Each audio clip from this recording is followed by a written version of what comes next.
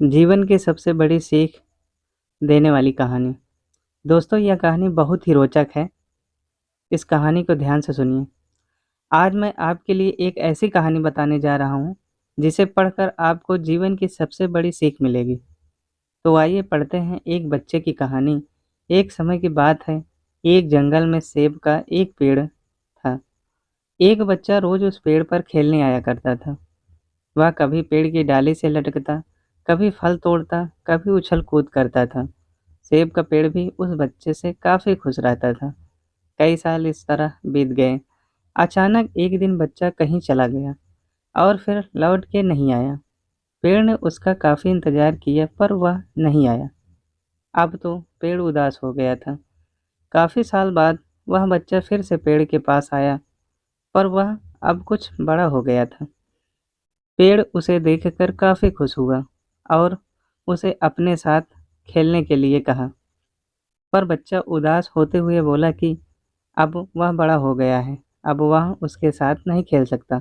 बच्चा बोला कि अब मुझे खिलौने से खेलना अच्छा लगता है, पर मेरे पास खिलौने खरीदने के लिए पैसे नहीं हैं।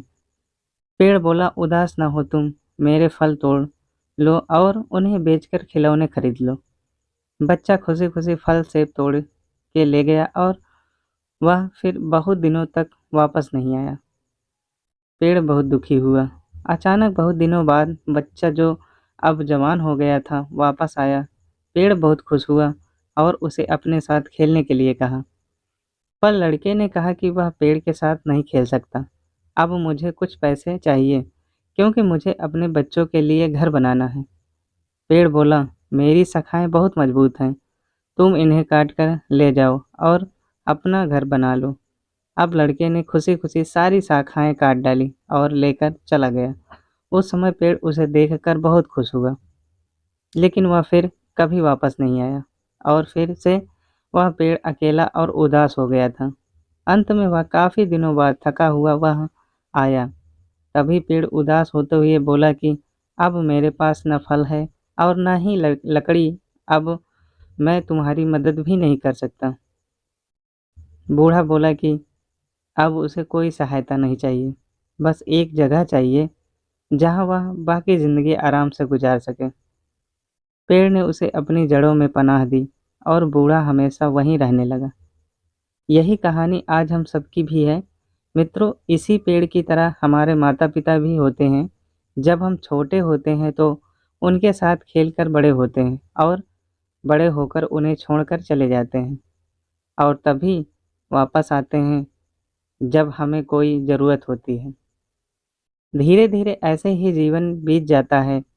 हमें पेड़ रूपी माता पिता की सेवा करनी चाहिए, ना कि सिर्फ उनसे फ़ायदा लेना चाहिए।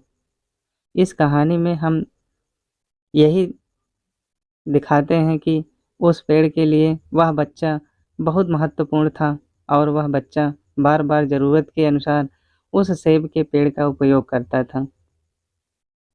ये सब जानते हुए भी कि वह उसका केवल उपयोग ही कर रहा है। इसी तरह आजकल हम भी हमारे माता पिता का ज़रूरत के अनुसार उपयोग करते हैं और बड़े होने पर उन्हें भूल जाते हैं। हमें हमेशा हमारे माता पिता की सेवा करनी चाहिए, उनका सम्मान करना चाहिए और हमेशा, भले ही हम कितने भी व्यस्त क्यों ना हों, उनके लिए थोड़ा समय तो भी निकालते रहना चाहिए। धन्यवाद दोस्तों। ये कहानी आप सबको अच्छी लगी तो लाइक शेयर सब्सक्राइब ज़रूर करें।